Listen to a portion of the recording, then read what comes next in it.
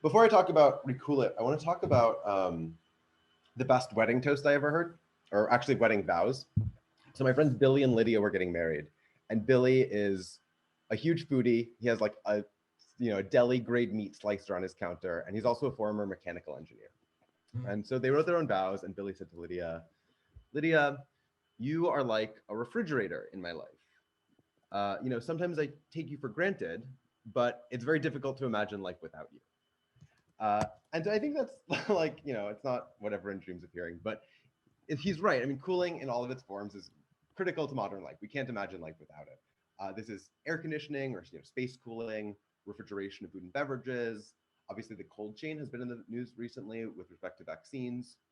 And there's more of this than ever before, and it's growing quickly because the world is getting hotter and also richer. And ACs and refrigerators are kind of the first things you buy when you enter like the global middle class.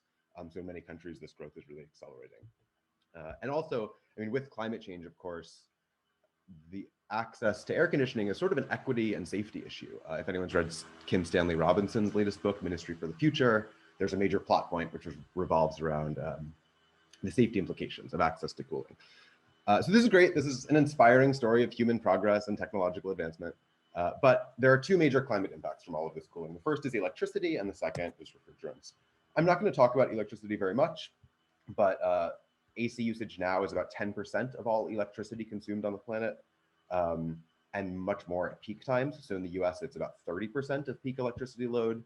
And then under any kind of reasonable scenario where economic growth continues, it's going to actually increase, especially in places like India and Indonesia and in the Middle East. We can send out this link to the Future of Cooling report, which has much more on the energy use implications. But refrigerants are what we're here for, so let's talk about them. How do refrigerators work? Pretty simple physical principles. Refrigerants are actually the medium of heat exchange between the inside and the outside. So they're pumped around in these pipes. They're expanded on the cold side, which pulls heat out of the air inside your fridge, then pumped out where they're compressed and the heat goes out into like the rest of the atmosphere. ACs work on a similar principle. The refrigerants which are used are mostly, as Oya mentioned, HFCs, hydrofluorocarbons. In terms of just a few basic numbers, a small fridge might have 50 grams of refrigerants. An AC system, which is supposed to cool a large room, might have 2.5 kilograms. And of course, central heat cooling for your house would have much more. And there's about 1.3 million tons of refrigerant as a substance produced or consumed yearly. And the reason we care about this is, of course, because they're potent greenhouse gases. So climate change, we usually talk about carbon dioxide from burning coal or oil, but there are these other gases which matter too. And Oya, of course, I'm sure has talked your ear off about methane, which is 28 times as bad as carbon dioxide on this kind of standardized scale of global warming potential. But common refrigerants, like the three on the right here, are actually much worse. So 1,300 to 2,000x as bad as carbon dioxide. So we talk about parts per million of CO2 in the atmosphere. These are actually parts per trillion, but they're still, because of this multiplier, making meaningful contributions. I also want to talk a little bit, and this is extremely wonky, but how we think about global warming potential, which is difficult because these gases all have different atmospheric lifetimes. And the standard GWP that is used like in international agreements when they think about the relative importance of these gases is the 100-year time scale. But this is like kind of suspicious, right? Like, why is 100 optimal? It's because we have 10 fingers and it's a figure out number because we use a base 10 system. And I actually think there's a case to be made for a shorter global warming potential calculation, which actually makes these gases, both methane and these refrigerants, look even worse. And that's because the climate system, of course, has these nonlinearities, these tipping points. If we really screw up the atmosphere in the next 20 years, when these gases are emitted today, will be active in the atmosphere, there may be triggering these kind of cascades that we can't see yet. And so it might be appropriate to think about a shorter time scale. Or if you think that carbon capture technology is going to get really good in 25 years, then again, this upcoming period matters a lot more. The remaining 80 years of that 100-year calculation doesn't matter as much. So I think there's a case to be made. We're going to use the 100-year because it's standard, but I just want to provoke you and get people thinking about what that means and looks like. So that was the individual multiplier on a kilogram by kilogram basis. Overall, it's a gigaton of CO2 equivalent emissions yearly, which is 2% of the world's 42 gigatons of yearly emissions, which seems relatively small when you compare it to things like the energy sector or transportation. But when you start carving up those really complex areas into specific solutions, those get much smaller. And this is a pretty homogeneous and straightforward single problem, which actually is why Project Drawdown rated it number 1 originally in all of their climate solutions, with this 90 gigaton potential over the next 30 years, because it's 1 gigaton a year now, but cooling is growing, as I mentioned. 5 billion new cooling devices, refrigerants and ACs, will be sold in the next 10 years. And where do these emissions come from? When we talk about cooling devices, it's almost entirely at device end of life. So someone throws out an AC, it enters the waste stream, and at some point the gas is emitted. We'll talk more about how exactly that happens. So, brief digression, because I like to think about history. How did we get here, and how did that kind of set us up for where the world is today in addressing this problem? So, we've been living over the last 150 years in this kind of golden age of chemistry. And so there were refrigerants around for a little while before, but what are like the desirable properties that these chemists were trying to create in a good refrigerant? So you want obviously cheap. These are in everybody's houses, so non-toxic and non-flammable is probably good. They're being pumped around in these mechanical systems, so you don't want things to be corrosive. And then you want to be able to compress the gas. I mentioned a compressor earlier, at relatively low pressure. Oh, thanks, Sam. Actually, yeah. So I think that Drawdown's been a little bit opaque in how they think about the overlap between those and what exactly was included in that original ranking. But yeah, it's still, refrigerant management is still number 4 or 5 on their new list. But thanks for the clarification. Yeah, so you want to be able to compress it with relatively low pressure, which is both a safety measure because you don't want these really high pressure devices in your house, and also reduces the energy load. So in the 1920s, there was this kind of zoo of refrigerants that were in use, things like ammonia and propane.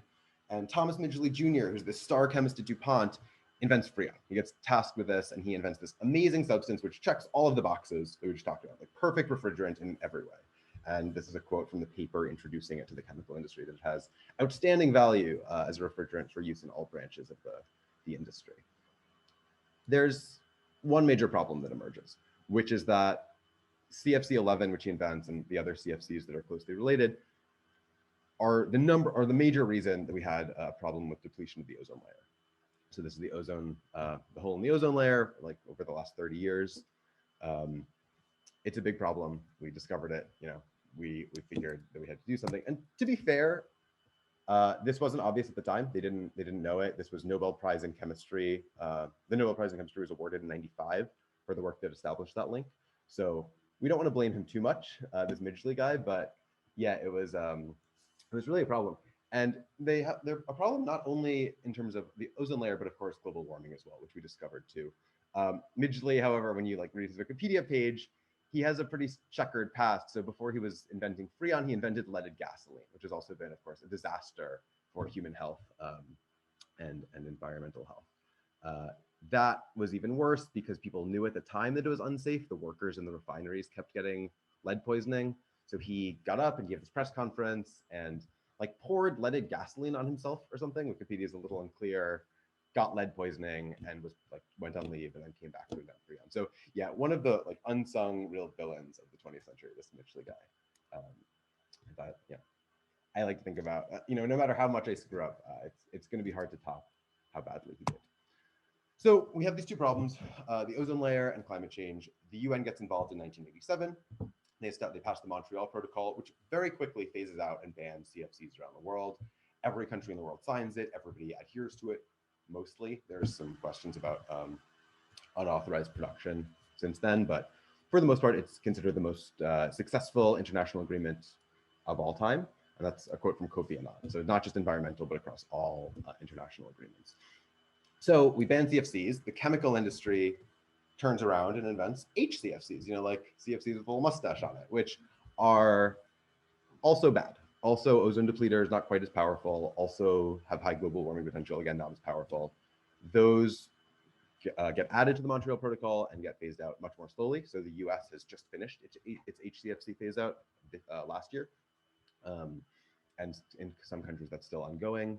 And then HFCs get invented. Again, a slight modification, no chlorine this time. So hydrofluorocarbons instead of hydrochlorofluorocarbons. They do not have any ozone impact, but they are still high GWP. And so those are banned in 2000, those are regulated under the 2017 Kigali Amendment, which has a phase down schedule. And we'll look at exactly what that schedule is. So the kind of overall history of the different refrigerants is that we have these natural refrigerants, so-called early on, which have are toxic, are flammable, have other problems, but environmentally are fine. We go through these 3 generations of chemical refrigerants, CFCs, HCFCs, and HFCs, which get steadily better as environmental problems. And then it's kind of unclear where we'll go from here. So there are different companies pitching different solutions. Some people are going back to natural refrigerants, even with those problems. Other companies are making new chemical blends that they claim don't have any of these problems. So we'll see. There isn't a kind of clear standard technology that is going to replace HFCs. And I don't actually know what Europe is mainly using. Propane seems right. Yeah, I think they're a little bit less worried about the safety of that, at least residentially. Oh, I see.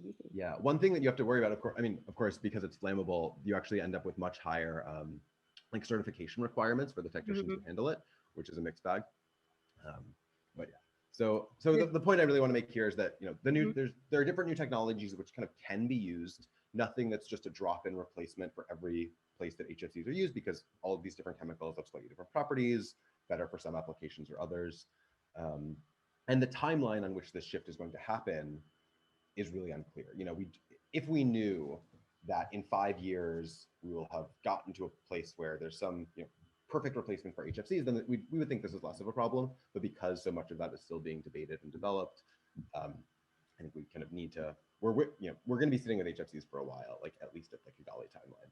And as I pointed out, it's pretty slow. So Kigali divides the world, or the Montreal Protocol divides the world into Article 5 countries and non-Article 5 countries. And Article 5 is basically what we would think of as developing countries or the global south. And this is the phase down schedule for Article 5 in the 2 separate divisions, which are not that relevant here. And as you can see, the baseline period is through the next decade. And then we have this 10% drawdown, and then another 10% and maybe 20% after that. So it's really, really slow. And if you think about basically the area under this curve, right, like the integral, all the gas that will be produced over the course of that phase down, it's massive. And so as much as Kigali is a great achievement, and as much as hopefully we can sort of cross our fingers that all these countries, as they grow their AC markets, will skip over HFCs and go straight to the natural refrigerants or the alternatives. That's optimistic, and I don't see really a ton of evidence that that is going to happen. The other problem with Kigali is that it really only addresses new consumption and production. It doesn't really try to mitigate emissions from the HFCs that they know will be produced under the schedule, which is basically end-of-life recovery. What happens to those devices which are full of HFCs produced legally under Kigali when they are thrown out? Do you just assume that those emissions happen, or do you take actions to try and mitigate that? So in terms of geographic focus, so we've now introduced this like Article 5, non-Article 5 distinction. There are 4 maps that I think about a lot that have helped me kind of pick where to go. I'm going to show them to you. So this one is just which countries have ratified the Kigali Amendment. You'll notice it's not many. That's okay. I think a lot of countries are sort of preparing to sign it, putting their plans in place for when they sign it. The U.S. notably has not, passed in 2017. You may remember the political situation over the since then in the U.S. The latest appropriations bill actually commits us a similar timeline as Kigali, that we haven't. I don't think Biden was committed to sign it yet, but much of the world, as you see, hasn't. This is a map of where the Article 5 countries are. So, Europe, the US, and Australia basically are on a faster timeline. Everywhere else is on a much slower timeline. This is a map of cooling degree days around the world. So just how hot is it? Pretty simple measure. Just how many days above a comfortable room how many degrees above a comfortable room temperature, and then you add that up over the course of the year. It's what you would expect, but it really highlights that this is a geographically limited amount of cooling that's needed, right? So India jumps off the map here, West Africa, of course, Southeast Asia, and parts of Central America. And then this is population density, which basically you want to multiply by the previous graph. You know, say like where are all of those cooling degree days happening and being sort of incident to people. So India, of course, here as well, Southeast Asia, parts of West Africa, you know, not as quite as vivid here, and China and the developed world as well. So when you look at all of that, I mean, it's pretty clear, I think, that India is one of the places to be focusing, Southeast Asia and West Africa. And so that's, you know, the sort of analysis of where Recoolit is operating comes out of looking for a while at these four maps and related information. So, okay, we've talked about the problem. This gas is getting out into the atmosphere. What do we want to see in the world? Like what would be the solution to this problem? And circular economy is a bit of a buzzword, but the core idea is, you know, why are we mining all these materials and creating new substances when what we're doing with it is just like dumping it into the environment? So very simply, we want technicians to be recovering this gas from end-of-life devices. We want it to be purified and resold and reused instead of continuing to have new production. Reclaiming is the technical word for the purification of these refrigerants. Mostly it's done through distillation. In the US, there's a legal distinction between recycling, which is a lower standard, and reclaiming, which is a higher standard. And then when we talk about reuse, it's either going to, you know, back to these like mom and pop AC technicians who are filling up leaky equipment after they fix the leaks, hopefully, or to the equipment manufacturers who are putting it into a new AC, a new refrigerator, because you can reclaim it pretty easily to the same level of purity that they're putting in new devices. And then eventually what we want to do once the Kigali Amendment sort of kicks in and we're no longer producing new HFCs is we want to start destroying it instead of purifying it. This is what we do now with CFCs, where we can recover it. Destruction is also a pretty simple process. You just get it hot, you just burn it. This can be done in special like infrared heating setups, or actually you can just retrofit a cement kiln. So you can kind of use existing infrastructure to do that. And one thing that I think, like when I've talked to people who have thought a little bit about this problem, they imagine it as really difficult because they think about these massive kind of consumer behavior change campaigns where you have to go and tell everyone to recycle their refrigerators, and people are getting rid of these devices so rarely, so it's a huge problem. But what I've discovered, and I spent a few months in Cambodia kind of like testing this in one of the geographies that I was thinking about working, is that there's like already this thriving informal waste management system. People who, you know, these technicians are already collecting devices from consumers because they're the ones replacing, installing the replacements usually. And they have an economic incentive because there are scrapyards who want to buy the metal parts. They can reuse the mechanical pieces sometimes in their work, you know, replacing a compressor with something that's scrapped from an old device. It's just that the gas is being emitted in this process. They pump it out because they have nowhere to put it and no reason to take care of it. So, okay, so we've like talked about, so yeah, I mean, like why aren't these countries doing this already? Like why aren't these technicians already recovering refrigerants? And so, as Sam pointed out, you know, some countries do have good refrigerant recycling programs, like Canada. New York City has a pretty good system where you sort of call for collection. You leave your AC on the curb. They drive around in a little van, pump the gas out, and spray paint it so that the sanitation workers know to collect it. But it's tricky to get these incentives right. One is that there's not really a natural incentive because refrigerant is cheap. So it's not like the recyclers can pay top dollar because, you know, it's just like pretty simple to make new refrigerant. It's not expensive. So the natural incentive isn't there. And then enforcement's really hard because it's so distributed. So California has decent enforcement on large systems, like for a supermarket cooling system. They have a database of all the leaks that have happened and things like that. But when you talk about, you know, these hundreds or thousands of small shops, especially in places with low regulatory capacity, it's just like there's just not really a lot of potential for enforcement. And the EPA folks I've talked to in the US are skeptical even that our laws, which are, you know, decently good, are getting enforced at all. Taiwan's EPR system is a really good case in point, which will kind of lead us to where the solution is going. They basically collect a tax when new devices are sold. EPR stands for Extended Producer Responsibility. They collect a tax when new devices are sold. That goes into a fund, which then pays out to recyclers. And, you know, if you can get that system working, then policy can solve this. But in most parts of the world, with lower regulatory capacity and less enforcement ability, I don't think it's a safe bet to rely on that. So where else can this kind of positive, but the positive incentive, the point is, works really well. And so where else can we look for that kind of positive incentive? The carbon offset market, which I'm sure people here have strong opinions on. It can be a fiery topic. I think my own opinion is that it's not a perfect system, but it's the best we have for incentivizing these emissions reductions activities. I'm not going to go too deeply into the structure of the carbon market. And the important top level breakdown is that there's a compliance market like cap and trade systems in California and elsewhere, and a voluntary market, which I'm more excited about. So these are all companies that have made major commitments to buying their own offsets. And especially in the last year, even through the pandemic, these commitments have been accelerating. What's interesting about a lot of these recent commitments is that negative emissions, rather than emissions reductions, have become popular. So these are solutions that actually pull carbon out of the air rather than just preventing new emissions. The cornerstone example, and thank God to Stripe for being so open about what they do here, really inspiring. But emissions reductions offsets cost like something like $10 a ton. And Stripe is paying up to $800 a ton for these negative emissions offsets. And why do they do that? Well, they say, reduction's not going to be enough on a global scale. We have to have a mix of emissions reductions and negative emissions are still neglected. And we're paying now into what essentially are R&D projects to try and make them cheaper over time. But I think the reason that they, is maybe a little impolite to say in mixed company is that most of the emissions reductions offsets that are out there are just like trash. They're really, really terrible. The whole point of these offsets is to make 1 ton of carbon, whether it's reduction or negative emissions, to make those comparable and to be able to establish a market price, make it a commodity, and allow whoever can produce them the cheapest to capture the demand, because that's what we want as a society, is to spend as little as possible dealing with this problem. The problem is that they're not commensurable because so many of them are terrible, and the negative emission ones tend to be higher quality. So when I think about these buyers, Stripe, like Google or Amazon, they're not dumb. They know that these are most of what's out there is bad.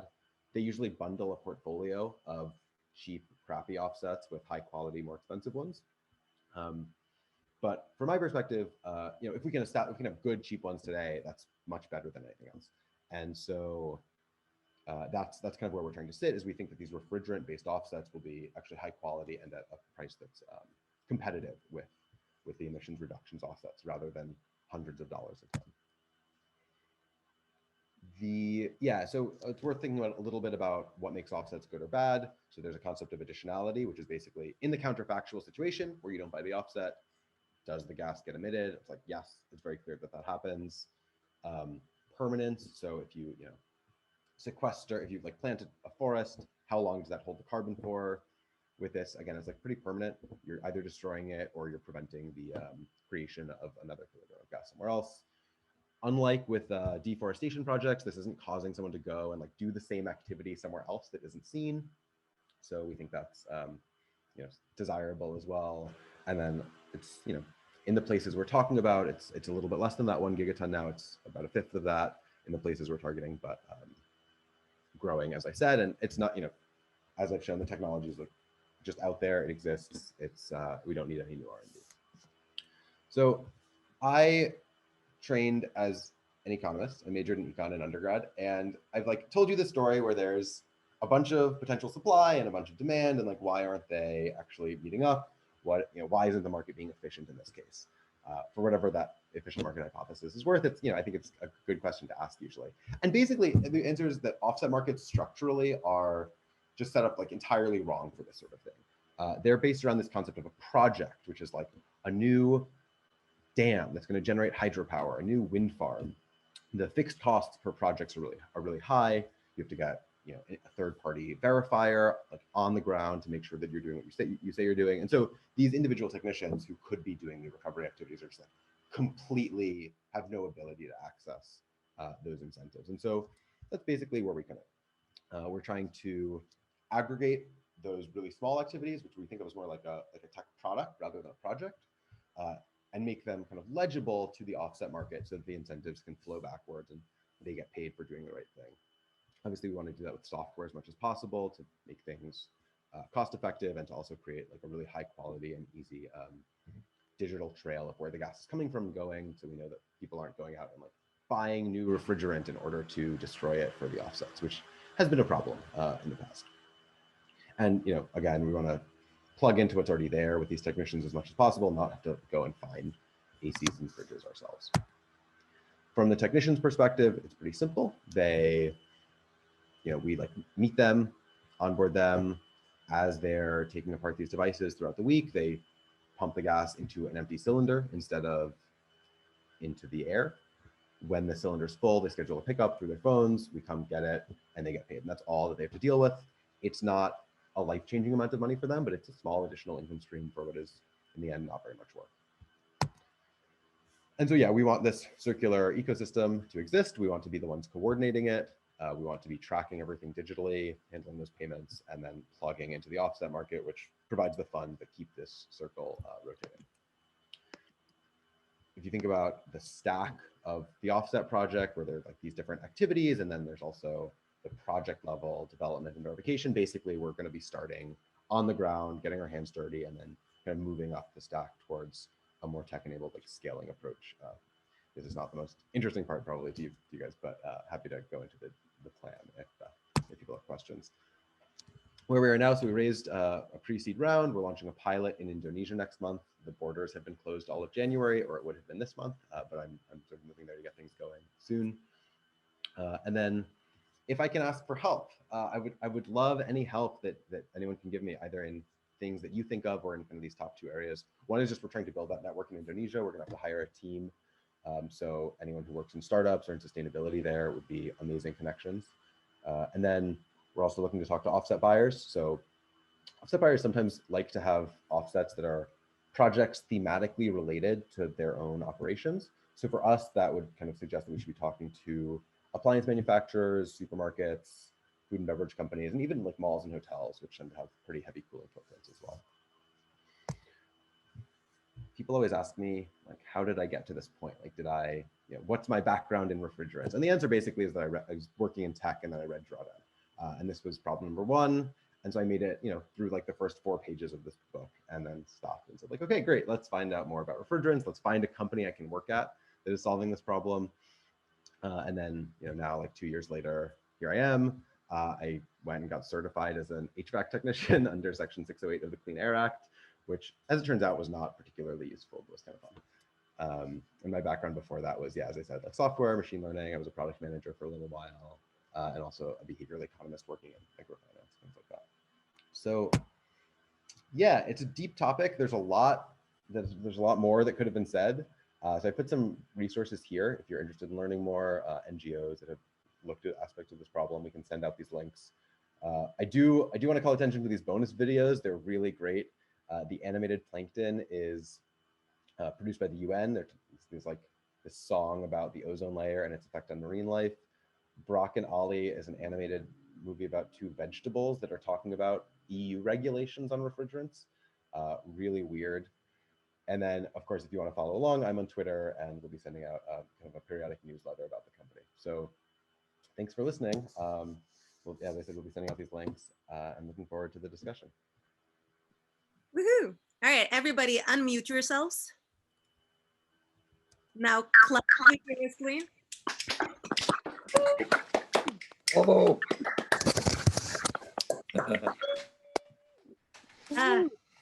As close as we can get to the version, right? All right, so how about this? For anybody that's got a question, just raise your hand. Like, you can click on the participant and raise your hand. And Juliet will call on whoever has questions. Just to clarify, if you've got the new version of Zoom, the button has actually changed locations.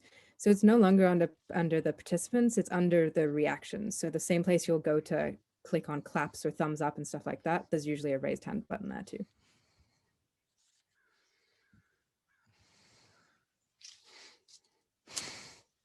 Okay, well, we've already got a few coming in. So looks like Sam was first to raise his hand. Sam, do you want to unmute yourself and get started? Yeah, sure. So I have no idea if you'll know anything about this, but I'll be running a brainstorming session on increasing sustainability in grocery stores next month. I'm wondering if you have any thoughts on refrigerant use in grocery stores. Obviously, they use a ton. They have tons of leaks, etc.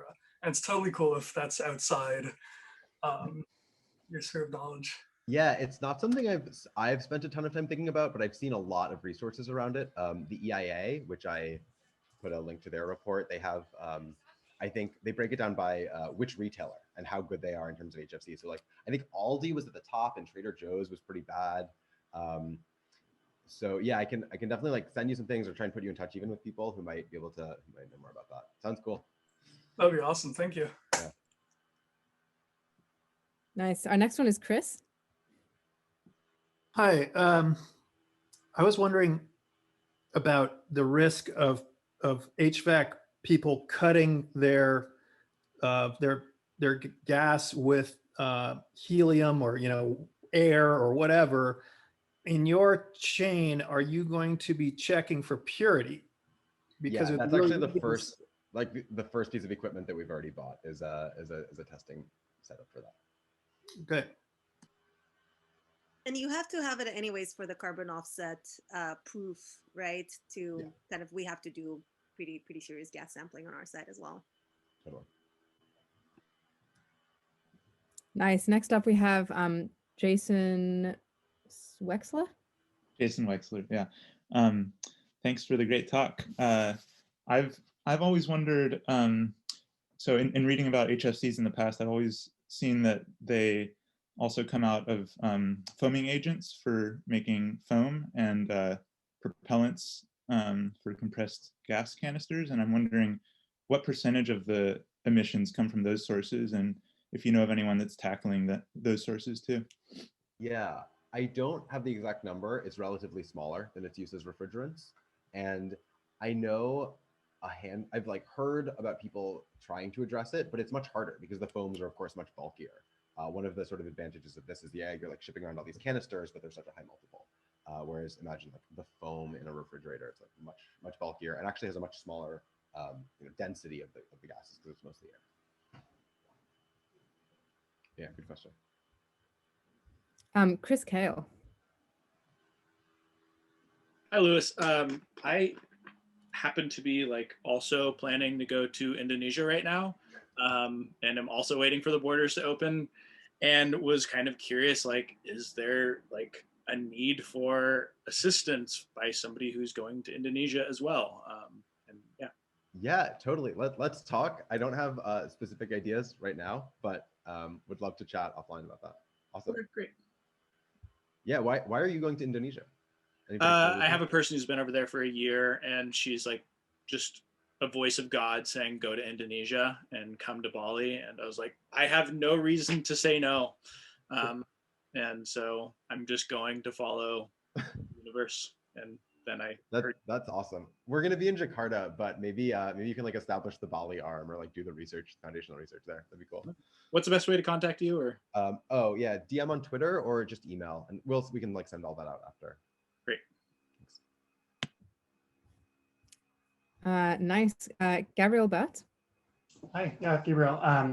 Thanks for doing this work, Liz, and thanks for sharing with us.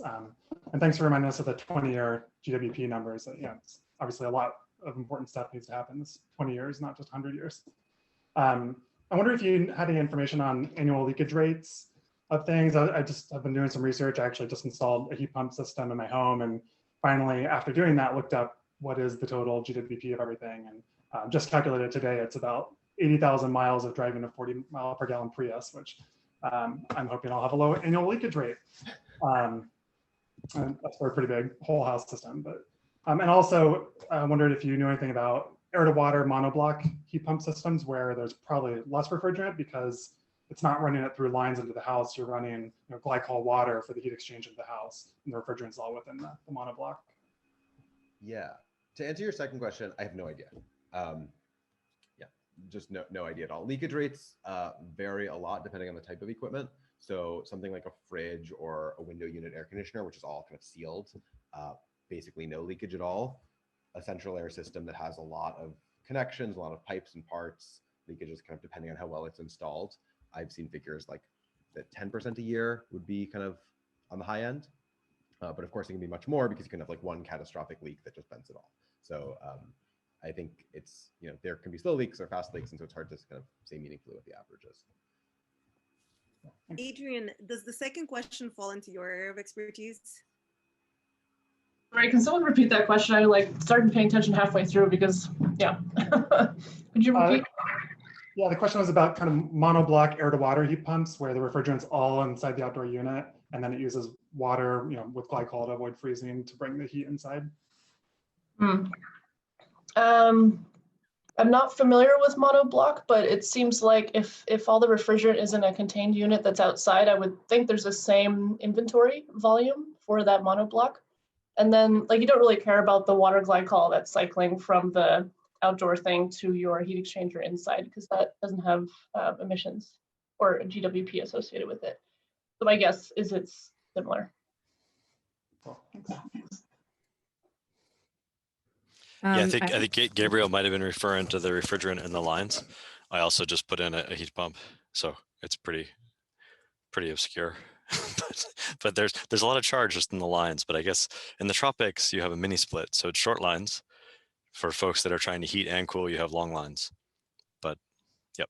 Yeah, I think one major advantage of the technology with the hydronic loop is that you don't have to make a refrigerant connection in the field. So it's much easier to make it leak tight. So everything can be hermetically sealed that contains the refrigerant.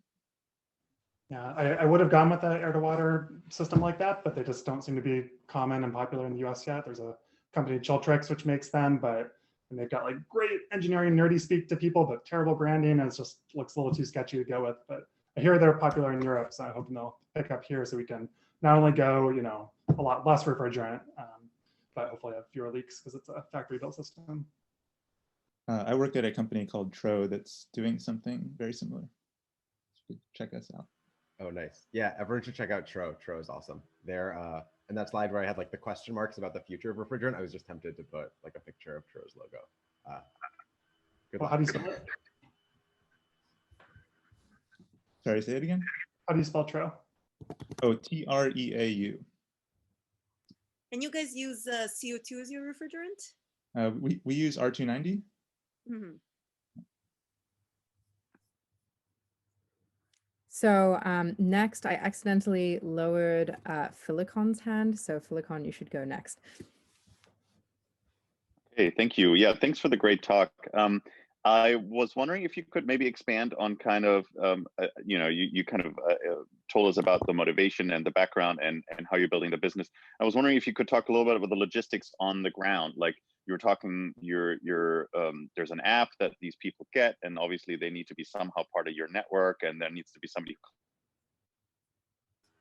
Yeah. So what are sort of the challenges with that? How do you build that? Can you piggyback off of existing stuff? And that would be really interesting to me. Yeah, so those are great questions, and the top level answer is that a lot of it is still uncertain.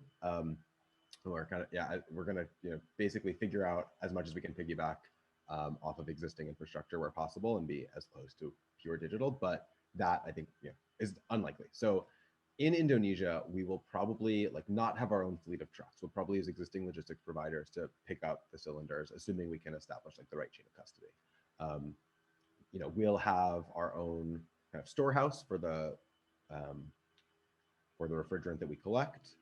We'll have to distribute the empty containers back to the technicians. We'll have kind of a few cylinders in circulation for each technician who's using us, and then we'll have our own reclamation process, unless we can find someone who's already doing that for non-offset reasons, which I think is very unlikely, because we want to be doing it on the ground there. Yeah, so that's kind of the basic operations. We'll be running our own reclamation, partnering with logistics where possible, and then hopefully being able to sell those directly to folks in country, sell the recycled refrigerant back in country. Does that answer your question?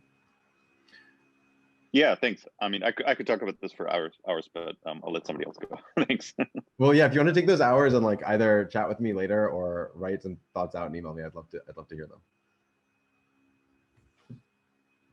I love this enthusiasm. There's so many people jumping in to help you or wanting more info. It's wonderful to see. Pasha, you're up next.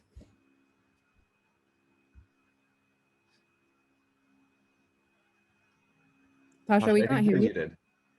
Or I can't otherwise hear you. Can you hear me now? Yes. Awesome. Thank you for the great talk. This was really informative. I'm wondering if there's a breakdown between residential and commercial refrigeration and like the types of life cycles of these HVAC systems versus the regular unit ACs, and kind of like, and also what is the impact, if there's an impact breakdown of like, okay, here's how much HFCs are leaking from the residential versus commercial. Yeah, that's a really good question. So I don't have exact numbers in front of me, but kind of at a heuristic sense, larger systems is more about leakage and less about end-of-life recovery. And so, and also in developing countries, much more relatively is residential or small businesses, and those are the same devices that they're using, right? So in New York City, you might have, you know, these giant systems that are cooling whole buildings, and the problem looks very different than every little shop in Jakarta has its own mini split system, right? And you know, the other answer is that we would like to be solving as much of this problem as possible. This, you know, end of life for small technicians is really just the place to get started, kind of the best place to start. But yeah, we'll definitely be looking at those larger systems as we go on. Cool, thank you. Yeah. Alok, I think you've been waiting for a while, so let's have you next. Hi.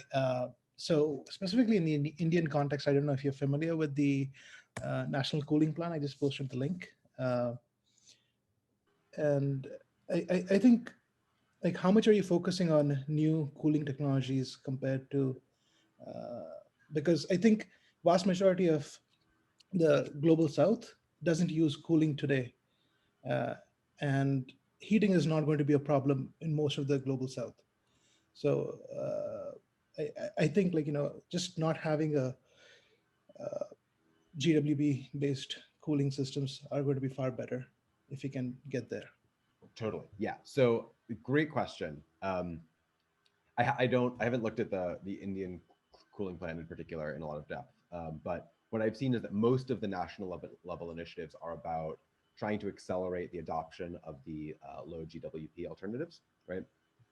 And that's called leapfrogging. I did mention that briefly earlier. I'm just pessimistic that it's going to work on the timescale where it matters. So this is kind of like a cleanup effort until all the new technology is in place. If I'm wrong about that, and you know, Tro has a breakthrough tomorrow and starts selling these things at cost competitive prices, and that's the first AC that everyone in India buys, like, great, I will go do something else. I will not be offended. Like, please don't slow down on my account, Jason. But yeah, this is basically like, in the event that that happens more slowly. We should connect after. Thanks. Yeah, I'd love to chat. I'm going to jump in with a question because I cannot raise my hand as a host, and just ask you if you could talk a little bit more about what sort of your pricing is and where that puts you in the range of kind of clients who are likely to buy your offsets. Are you sort of more in the end of the range where it's people really kind of investing extra money because they want to push that tech down? Are you comparable to existing sort of cheaper offsets? Where do you lie on that? And you expecting to be sort of Google's client, or all of us, if we tiny little purchasers that we are, buy a couple $100 of carbon offsets or something? Yeah, great question. So emissions reductions offsets tend to cluster from anywhere from like $1 up to $15 or $20. And then the negative emission stuff is much higher than that. We want to be at the high end of the low range, so something like $15 a ton. And there are companies that sell offsets from refrigerants for work in the US, destruction of CFCs, and that's about where they are, about $15 a ton. So we think that's plausible. Nice. And you know, cool. that's still like way cheaper than the social cost of carbon. So don't hesitate to buy. So if you send us a link, we can all buy offsets from you next time we get a flight. Is this we're not selling it? We're not selling that, but I will. Yeah, I'll send a placeholder link, which you can just like click every day until it works. Fantastic. Next we have Chris Murphy. Actually, sorry, if I can jump in for a second, I think Louis, like, depending on kind of financial needs and whatever else, like, there are folks that, I know you don't want to sell stuff before you have it, but pre-purchasing is definitely like a thing that people do, right? Like, yeah. Tesla got a giant interest-free loan by basically getting people to put a deposit down. So I think that's not, you know, obviously now you're good on cash, but if at any point you're not, I think that's a reasonable thing to do. And I think a lot of us would be interested in high quality offsets. So, you know, just throwing it out there. Thanks. This is tangential to your subject, but I was talking to an HVAC guy, and I was also reading Wikipedia about the new refrigerants. The new refrigerants are, according to Wikipedia, 10,000 times better for the atmosphere than R410A, which is relatively old. Those numbers don't quite agree with your graph, so I'm not sure what the unit of measure was or what was being measured, but it's significant. So I asked my HVAC guy, what is your objection to the new refrigerants? And he explained that DuPont and Dow Chemical have a monopoly on inventing the new refrigerants. I mean, they're the only ones with the resources or interest or something. And the problem is, if you're an HVAC person, you have to invest in new leak detectors that have sensors that can detect the new refrigerants. And that's how you find problems in a supermarket refrigeration system or something. And that's very expensive for someone who's, you know, not exactly raking it in. They're you know, who knows what their income is like, but it's not that great. And who knows about Southeast Asia or something. So there's a disincentive for the HVAC people to move people to better refrigerants. That's one of my points. The second is there's a monopoly there on the Dow and DuPont side. And the third is a question for you of how are you dealing with multiple refrigerants? Is that, you know, do you, I don't know, speak to that. Thanks. Yeah, that's a super interesting anecdote. Thank you so much for sharing that. I actually hadn't heard that specific reason before, so that's like really good to keep in mind. To your first question about 10,000x, so some of the new refrigerants actually do have GWP of less than carbon dioxide. So that could be where that comes from. You know, if 410A is like 2,000 or 1,800, it could be, you know, 0.2 or something. In terms of different gases, yeah, so mixed gas is potentially a really big problem for us. We'll need, you know, one cylinder for each type of gas that they're collecting. We think, you know, the main three are going to be the ones that I showed in that graph, and probably 410A is going to be the most common, but we'll see what we find. Yeah, I think those were your questions. I don't have anything like insightful to say about the monopoly aspect, but that's interesting to think about also. Oh, the latest refrigerant was invented by a woman. I thought that was worth pointing out because I like to support women. Awesome. As far as leak detection, it depends on how toxic the thing actually is. But in general, one way of doing leak detection independent of whatever gas is in there is like you can see the pressure in the system, right? You sort of like you've got liquid and now you have less of that liquid. So there's ways of detecting it which are independent of what the liquid is. Yeah, I actually have two kind of anecdotes about leak detection in Cambodia. First, I'm going to share my screen again. So this photo, which I ended things with, this is a vocational training school for HVAC technicians in Siem Reap. They're practicing leak detection on this decommissioned system by doing like basically the same way I find leaks in my bicycle tires, right? Which you like put soapy water over the whole thing and you see where it's bubbling. But they're actually practicing with R22, which has a GWP of 2100. Because like, again, to the point, it's so cheap, even though compressed air would work kind of just as well. So that's one. And the other is I talked to somebody in Cambodia who was a consultant for ice factories, right? Like people don't have a lot of freezers in their home, so, or in their businesses. So like ice is made in a central place and it works on a similar principle. So it also has refrigerants. And this one factory he was working with had been using R22, again, like one of the old bad ones, and switched over to ammonia, like on his recommendation, because it's a natural refrigerant. But their system was so leaky that ammonia obviously has a smell that their neighbors started complaining that the whole neighborhood smelled like ammonia. So they went back and like at cost to themselves, instead of fixing the leaks, just like went back to R22. So there are all kinds of like weird problems that you run into when you're actually dealing with this stuff.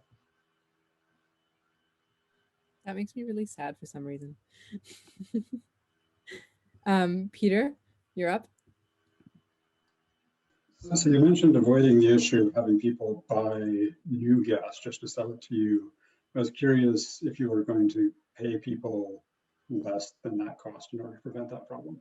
Yeah, that's basically the best way I can think of to do it, is just like, don't put the incentive there, right? The price has to be lower than new gas. Sounds And so good. that's like one of the big empirical questions is that price enough to actually incentivize the recovery? And from what I can tell, it's yes. Awesome. Well, thank you last so much question. for answering all of our questions. I think everybody should unmute themselves one more time. Clap vigorously again. Hello. Excellent. That was Thanks awesome. so much, everyone. Those questions were like way more interesting than I usually get. This was really fun. I'd like to share a picture of my refrigerator, which I think you all would probably think is odd until you see it. Is that okay? Yeah, go for it. Okay.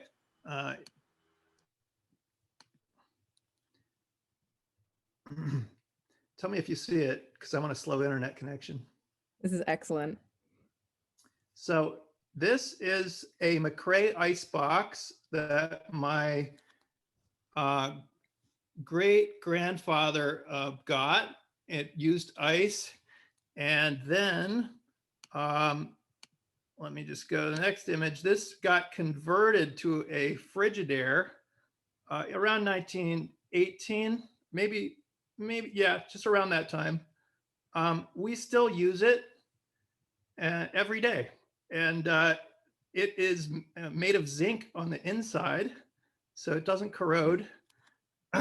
And you can see the coils on the left are not frozen. This is a new leak that developed during the pandemic. So I learned all about how refrigeration works and got into the diagramming it and everything, and learned about TXV valves, and then found out you can buy R410A on eBay. It's used to recharge pickup trucks, AC units and stuff like that. That actually kind of scared me, how easy it is to buy R410A and get around the Montreal Clean Air Act. But I just thought I'd show you how long an appliance can last